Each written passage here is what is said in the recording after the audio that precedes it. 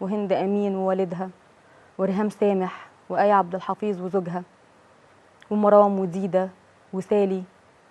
وشكر خاص للشيخ محمد الملاح.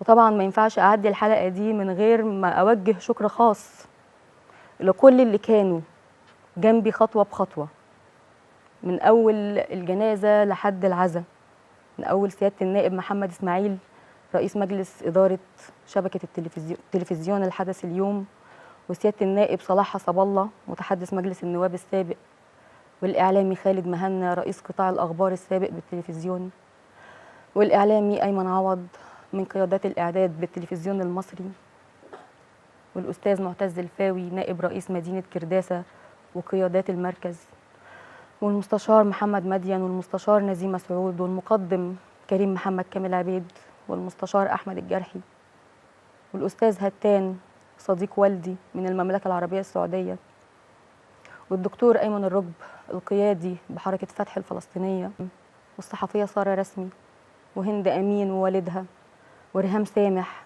وآية عبد الحفيظ وزوجها، ومرام وديدة وسالي. وشكر خاص للشيخ محمد الملاح.